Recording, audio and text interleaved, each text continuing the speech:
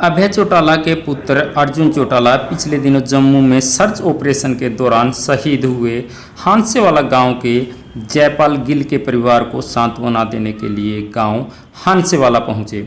वहीं शहीद की फोटो पर पुष्प अर्पित करके परिवारजनों से बातचीत की और शहीद जयपाल गिल के भाई मनोज, जो कि जूडो कोच है, को अपने स्तर पर चौधरी देवीलाल ट्रस्ट से नौकरी देने का वादा भी किया। इसके बाद अर्जुन चौटाला उकलाना के इनेलो नेता अजीत लितानी के घर पहुंचे और वहां पर प्रेस कॉन्फ्रेंस की। एलनाबाद के उपचुनाव में देखिए जी, अर्जुन को तो जो जिम्मेवारी कहीं पर भी मिली, एक सिपाही होने के नाते, लोकदल का एक कार्यकर्ता होने के नाते मैंने हमेशा निभाई है। और एलनाबाद में भी जो भी पार्टी की तरफ से हमें जिम्मेवारी दी जाती है, जहाँ पर भी हमारी ड्यूटी लगाई जाती है वोट मांगने के लिए, जहाँ पर भी किसी भी कार्यकर्ता के साथ हमारी ड्यूटी लगाई जाती है, किसी भी गांव में हमारी ड्यूटी लगाई जाती है, सभी हम कार्यकर्ता यहाँ पर बैठे हैं और एक एक कार्यकर्ता इस चुनाव को अपना खुद का चुनाव मान करके इसको लड़ने का काम कर रहा है। हर एक कार्यकर्ता हमारी पार्टी का इसको इनेलो का चुनाव नहीं, बल्कि इसको देश के किसानों का चुनाव मान करके इसको लड़ने का काम कर रहा है। जब से आंदोलन चालू हुए उसके बाद से उत्तरी भारत में और खासकर हरियाणा का ये पहला चुनाव है और हमारी लड़ाई ना तो कांग्रेस के साथ है, ना जजपा भाजपा गठबंधन के साथ है। हमारी लड़ाई सीधा सीधा ये जो 3 काले कानून हैं इनके खिलाफ। और मेरा ये मानना है कि हरियाणा का जो उपचुनाव है ये हमारे प्रदेश के किसानों के लिए एक बहुत बढ़िया मौका है कि सरकार को एक स्पष्ट, इस सरकार के खिलाफ एक स्पष्ट मैंडेट क्लियर करके किस प्रकार जो विरोध है इन 3 काले कानूनों के खिलाफ वो सभी साथी जाहिर कर पाए, सभी किसान जाहिर कर पाए। एलनाबाद हल्का एक कृषि प्रधान हल्का है।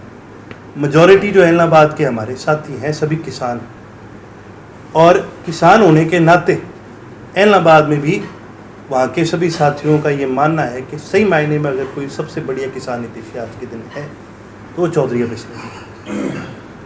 जिस प्रकार से कहा गया था, अभय सिंह द्वारा भी बयान दिया गया था कि बड़े चौटाला साहब अब बाहर हैं, अगर वो इलिजिबल हुए तो वो चुनाव लड़ेंगे एलनाबाद का, तो क्या इस पे चर्चा हुई है कि वो इलिजिबल हैं और हैं तो क्या चुनाव लड़ेंगे? देखिए जी, चुनाव लड़ने का फैसला चौटाला साहब खुद कहाँ से चुनाव लड़ते हैं ये फैसला भी चौटाला साहब नहीं करते, ये फैसला हमारे हल्के के कार्यकर्ता करते हैं। पुरानी एक रीत रही है, जिस भी हल्के के अंदर कभी भी कैंडिडेट डिक्लेयर करा गया तो चौधरी ओम प्रकाश चौटाला, चौधरी अभय सिंह चौटाला अपनी मर्जी से कभी आज तक वो कैंडिडेट डिक्लेयर नहीं करा।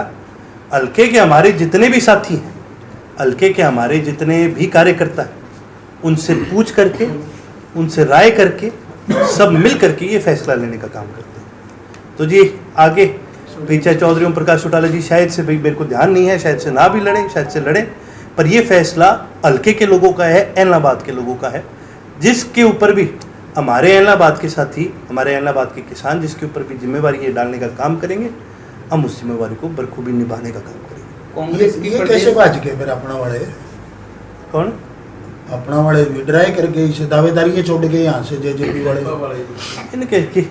इन्हें आप यूँ देखो जी, इन्हें गांव में कौन बढ़न दे, कौन बढ़न देंगे? यो जेजेपी का फुल फॉर्म बता दियो। एलनाबाद में तो लोग कह रहे हैं जेजेपी नहीं, वो जमानत जब्त पार्टी।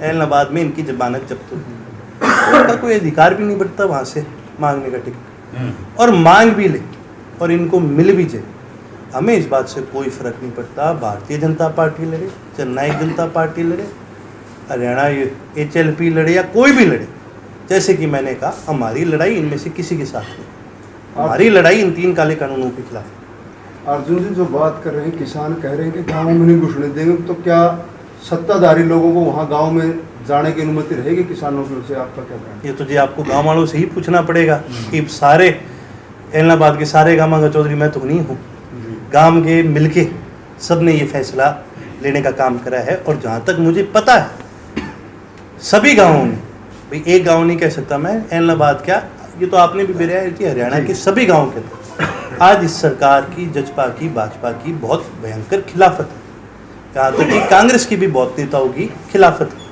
और उसका कारण ही ये है कि भाजपा और जजपा तो आपने बेरा है क्यों है लोग इनके खिलाफ, कांग्रेस से भी इसलिए लोग खिलाफ है क्योंकि कांग्रेस ने भी किसान आंदोलन में कहीं पर भी बढ़ चढ़कर या खुल करके किसानों का साथ नहीं दिया।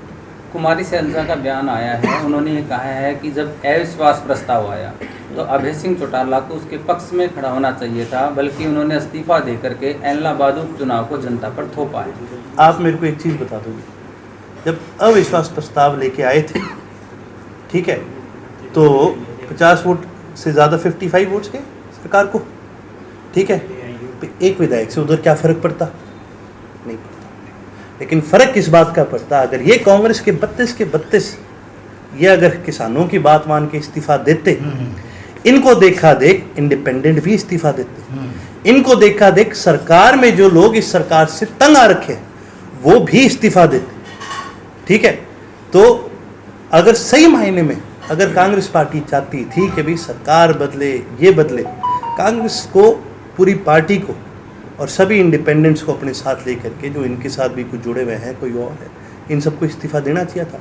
अब आप मेरे को एक चीज़ बता दो जी, हम टोहाना में बैठे हैं, देवेंद्र बबली जी आप ही के यहाँ के, टोहाना नहीं, हम तो चलो अब उकलाना में है, यहाँ के विधायक भी उकलाना के जजपा के। जब ये कानून आए थे, आप सारे पत्रकार भाई बैठे हो, बड़ा नहीं रोया करते थे भाई किसानों के, यार हमारा दिल नहीं मानता, हमारा ज़मीर नहीं मानता। तो उस हाउस में बैठ करके, उस हाउस से तनख्वाह लेकर के ज़मीर मान गया इनका, उस हाउस में बैठ करके, उस हाउस के मंत्री के सभी फायदे उठा करके ज़मीर मान गया इनका। ये कहने की बातें हैं। मैं आपको सीधा सीधा बोलता हूँ, ये अविश्वास प्रस्ताव क्या था? एक ढकोसला था कांग्रेस का। कांग्रेस ने तो ये साबित कर दिया कि आज उनके अंदर वो, इनने कांग्रेस वालों ने बेरा नहीं था इनके बत्ते से नहीं आवेंगे इनके साथ कोई और। अगर सही मायने में कोई कदम उठाना ही था तो दो इस्तीफा। इस्तीफा छोड़ो, दूर की बात है, मैं खुद स्वयं 3 बार ट्रैक्टर लेके गया हूँ, मेरे बड़े भाई 3 बार ट्रैक्टर लेके गए, मेरे पिताजी ट्रैक्टर लेके गए, मेरे दादाजी जेल से छूटने के बाद 10 साल की सज़ा काट करके, 10 साल की सज़ा यहाँ पर कोई काट के आ जाए ना, वो अपने घर ना छोड़े 10 महीने तक। चौधरी ओम प्रकाश चौटाला ने 10 साल की जेल काट करके अपने घर नहीं गए, हर टोल पर जाने का काम करा, किसानों के बीच में जाने का काम करा। कांग्रेस के कितने नेता गए बताना जरा मेरे को। राहुल गांधी कितनी बार बॉर्डर पर जाके, भाई कौन कह रहा है कि जा माइक पकड़ और भाषण दे 2-2.5 घंटे का, जाके बैठ भी तो सके था, भाई बैठा क्यों नहीं?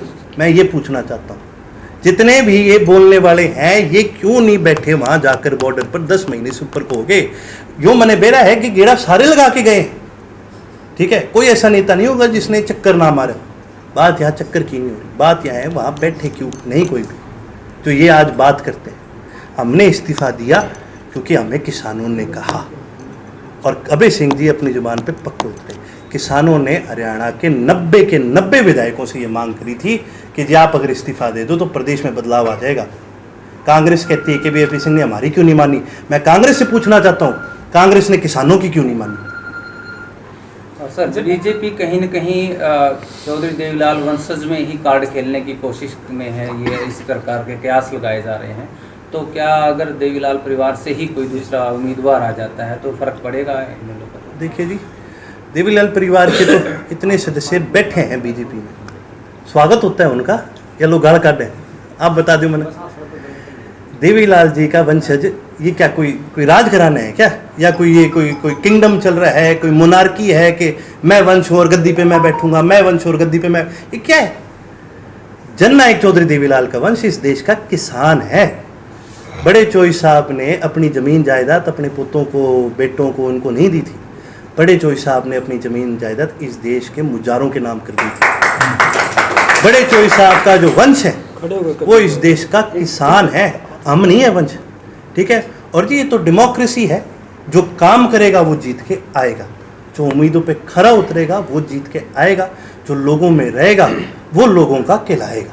सर, जेजेपी जो के वरिष्ठ नेता है चौधरी अजय सिंह चौटाला, उन्होंने अभी एक कार्यक्रम के दौरान बयान दिया था जी, किसान आंदोलन के बाद भी जो इनेलो है उसका आधार शून्य है। तो वो चाहे अपने मन में चाहे कुछ ही सोच लें, अगर आज हमारा आधार शून्य हो तो जी आप यहाँ बैठ के मेरे से इतने सवाल ना कर रहे होते। और अगर ऐसी कोई बात होती तो हरियाणा की जनता क्यों इलाहाबाद की इतनी चर्चा कर रही होती?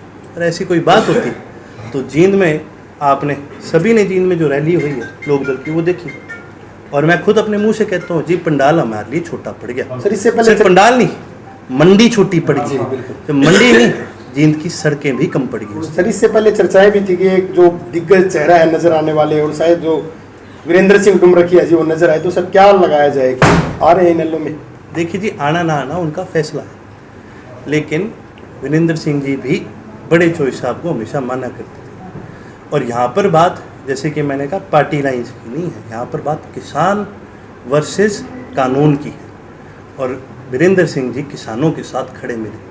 ये भी एक बहुत बड़ी बात है कि आज एक मंच के ऊपर चौधरी ओम प्रकाश चौटाला जी और चौधरी वीरेंद्र सिंह जी दोनों खड़े हुए थे, और दोनों ने किसान के पक्ष में बोलने का काम करा। अगर कोई भी सरकार हो या कोई भी हो, तो उनको कम से कम इस बात का सोचना भी चाहिए और इस बात पे गौर भी करनी चाहिए, और ख़ास करके बीजेपी जेजेपी सरकार को इस बात पे बहुत ही गौर करनी चाहिए, क्योंकि प्रदेश का, अब इनके नेता कुछ ही कहते जाएं टीवी पर, इस बात से फ़र्क नहीं पड़ता। आप पत्रकार हैं, आपने हज़ारों लोगों के इंटरव्यू लिएंगे और लोग आके पता नहीं क्या क्या कह जाते हैं इंटरव्यू पर ग्राउंड रियलिटी हमेशा वही रहती है जो ग्राउंड पे होती है। तो ग्राउंड रियलिटी आज के दिन यही है कि भी चाहे कोई कुछ कह दे, लेकिन हरियाणा के लोगों ने इनेलो को स्वीकार करा है कि सही अगर ऑल्टरनेटिव कोई है इस प्रदेश के अंदर तो इनेलो पार्टी। तो ये किस डेट तक आप घोषित कर दोगे नाम इलाहाबाद वाला उपचुनाव का कैंडिडेट? देखिए जी, हमारे कार्यकारिणी की मीटिंग है 3 तारीख की। कब की? हाँ, कल 3 की, परसों की। अच्छा। सभी कार्यकर्ता मिलकर ये फैसला लेंगे, और जैसे ही ये फैसला लिया जाएगा उस हिसाब से डेट हम आपको बताने का काम करेंगे। कहाँ है ये मीटिंग जी? चोपटा में रखी है। अच्छा, ठीक है।